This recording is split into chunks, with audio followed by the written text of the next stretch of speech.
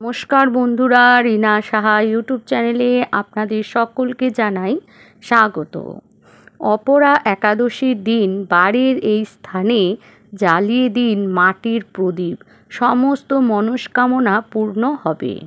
বাড়ির বাস্তু দোষ দূর হবে, সংসারে আসবে সুখ শান্তি সমৃদ্ধি, অর্থ কষ্ট কেটে যাবে। হরি ভক্তি বিলাসে বলা হয়েছে, একাদশী ভৌতিক জগতে বাসকারী দুঃখী শরীর ও মনের রোগ দূর করবার জন্য পরম ওষুধ রূপে সৃষ্টি করা হয়েছিল। এমনই পরম কল্যাণকারী একাদশী তিথি অপরা একাদশী। বন্ধুরা, এই একাদশী তিথিটি জ্যৈষ্ঠ মাসের কৃষ্ণপক্ষের অপরা একাদশী। এই একাদশীর বিষয়ে বলা হয়েছে, যে ব্যক্তি এই অত্যন্ত মঙ্গলকারী একাদশী পালন করবে তার পূর্বজন্মের মহাভয়ঙ্কর পাপের নাশ হয়ে যাবে, সম্পূর্ণ ব্রহ্মাণ্ডে সিদ্ধিপ্রাপ্ত করতে পারবে। অপরা একাদশী এমন একটি কুড়ালের মতো যা দিয়ে সম্পূর্ণ পাপরূপী জঙ্গল কাটার ক্ষমতা রাখে। ভগবান শ্রীকৃষ্ণ যুধিষ্ঠির মহারাজকে বলেন, যে মনুষ্য নিজের পূর্ব ও বর্তমান পাপকর্ম নিয়ে চিন্তিত তাকে এই অপরা একাদশীর নিয়ম শ্রদ্ধাপূর্বক পালন অবশ্যই করতে হবে। একাদশী তিথি শুরু হবে 23শে মে 2025 শুক্রবার রাত্রি 1:12। একাদশী তিথি শেষ হবে 23শে মে 2025 শুক্রবার রাত্রি 10:29। এই দিন ব্রহ্ম মুহূর্তের সময় হবে 3:24 থেকে ভোর 4:11 পর্যন্ত। একাদশী ব্রত পালনের সময় 24শে মে 2025 শনিবার সকাল 4:53 থেকে 9:20 পর্যন্ত পালন সেরে ফেলতে হবে। বন্ধুরা, এবার জেনে নেব কিভাবে ব্রত পালন করতে হবে। একাদশীতে সব থেকে গুরুত্বপূর্ণ যে জিনিসটি করতে হয় তা হলো অন্ন ত্যাগ, হরিনাম জপ ও কৃষ্ণ চেতনায় স্থিরতা। একাদশীর দিন এই 3টি জিনিস কিভাবে প্রাপ্ত করবেন তার বিধি অত্যন্ত সহজ ও সরল কিছু কাজের মাধ্যমে আমি আলোচনা করব। এই 3টি জিনিস প্রাপ্ত করতে পারবেন। সর্বপ্রথম হলো, যেদিন আপনি একাদশী ব্রত পালন করছেন সেই দিন ব্রহ্ম মুহূর্তে উঠে নিত্যকর্ম সেরে স্নান সেরে যত তাড়াতাড়ি সম্ভব নিজেকে শুদ্ধ করে নিতে হবে। তারপর ভগবান শ্রীকৃষ্ণের মঙ্গল আরতি করে নিতে হবে।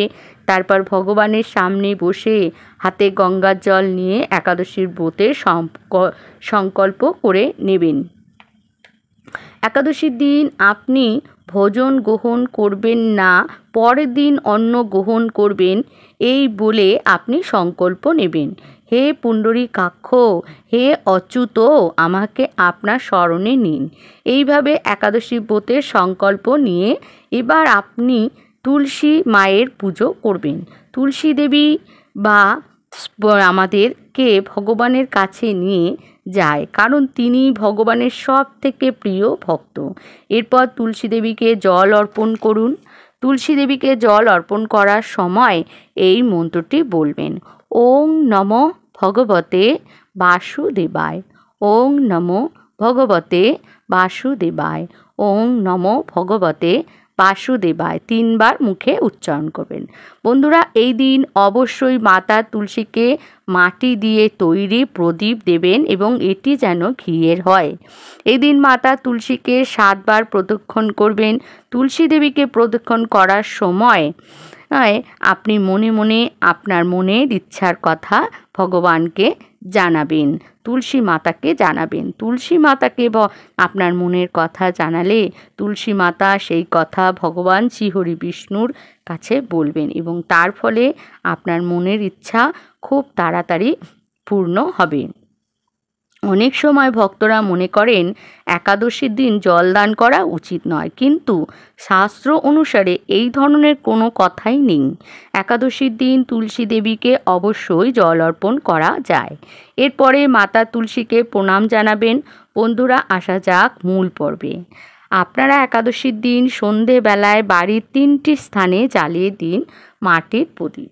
ঘি দিয়ে, অন্য কোনো তেল দিয়ে নয়, শুধুমাত্র ঘি দিয়ে। একটি প্রদীপ জ্বালাবেন আপনার বাড়ির ঠাকুরের স্থানে, আরেকটি জ্বালাবেন আপনাদের বাড়ির সদর দরজার সামনে, আরেকটি জ্বালাবেন তুলসী মায়ের কাছে।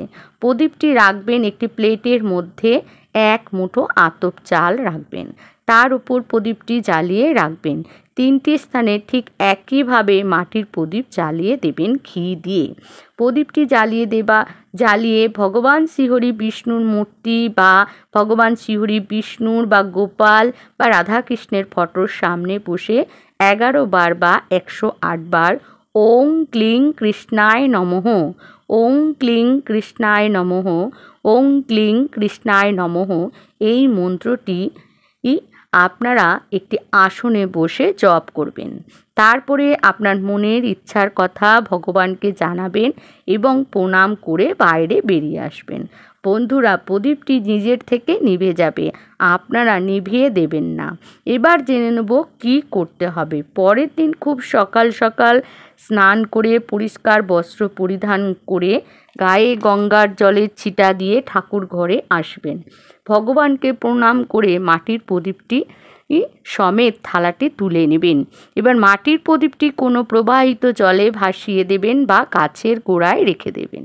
আর যে চালটি থাকবে সেই চালগুলো পাখিদেরকে ছড়িয়ে দেবেন খেতে। সমস্ত চালগুলি সদর দরজার সামনের চালগুলি এবং তুলসী মন্দিরের বাড়ির ঠাকুর মন্দিরের দেওয়া 3টি স্থানের দেওয়া চাল, সমস্ত চাল একত্রিত করে পাখিকে খেতে দিয়ে দেবেন। তবে বন্ধুরা, এই কাজটি আপনাদের করতে হবে পরপর 3 দিন। অপরা একাদশী থেকে শুরু করে দেখবেন এতে এতদিন আপনার যে মনের ইচ্ছা পূর্ণ হচ্ছিল না তা পূর্ণ হবে এবং অর্থ সংকট যে ছিল তা কেটে যাবে এবং ধীরে ধীরে অর্থ আসার পথ খুলে যাবে। আপনার এই উপায়টি কাউকে বলে দেবেন না যে চালটি আপনি কি করছেন। সব কথা সবাইকে জানানোর দরকার নেই। কিছু কথা নিজের মনে রাখার চেষ্টা করুন, নিজের এবং পরিবারের ভালোর জন্য, মঙ্গলের জন্য, কল্যাণের জন্য। এতে আপনার এবং আপনার পরিবারের মঙ্গল হবে।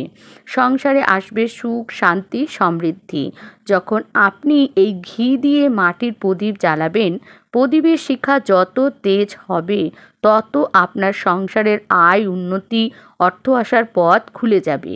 আর প্রদীপের আলো যত ছড়াবে তত অশুভ শক্তির বিনাশ হবে, শুভ শক্তির আগমন ঘটবে।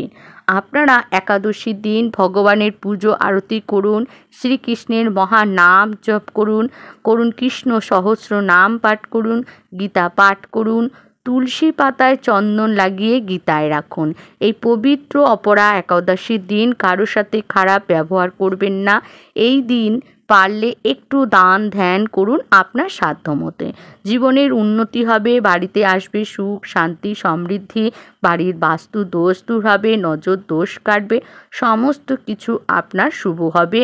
অপরা একাদশীর দিন যদি এই 3টি স্থানে মাটির প্রদীপ ঘি দিয়ে জ্বালিয়ে দেন, অবশ্যই মনে ভক্তি, শ্রদ্ধা এবং বিশ্বাস রেখে কাজটি করতে হবে এবং এই চালগুলি পাখিদের খাইয়ে দিতে হবে। ভগবানের ইচ্ছায় আপনাদের সমস্ত মনের ইচ্ছা পূর্ণ হবেই হবে। আজকের ভিডিওটি আমি এখানেই শেষ করছি। যদি আমার ভিডিওটি ভালো লাগে তাহলে লাইক করবেন, শেয়ার করবেন এবং আমার চ্যানেলে যারা নতুন তারা আমার চ্যানেলটি অবশ্যই সাবস্ক্রাইব করে দেবেন। আর যারা আমার চ্যানেলটি আগেই সাবস্ক্রাইব করেছেন তাদেরকে জানাই অসংখ্য অসংখ্য ধন্যবাদ। আশা করছি ভগবানের আশীর্বাদে আপনারা সকলেই ভালো আছেন এবং সুস্থ আছেন। নতুন একটি ভিডিওর সাথে আবার আপনাদের সঙ্গে দেখা হবে। আজকের মতো এখানেই শেষ। জয় শ্রীহরি বিষ্ণুর জয়, জয় শ্রীহরি বিষ্ণুর জয়, জয় শ্রীহরি বিষ্ণুর জয়।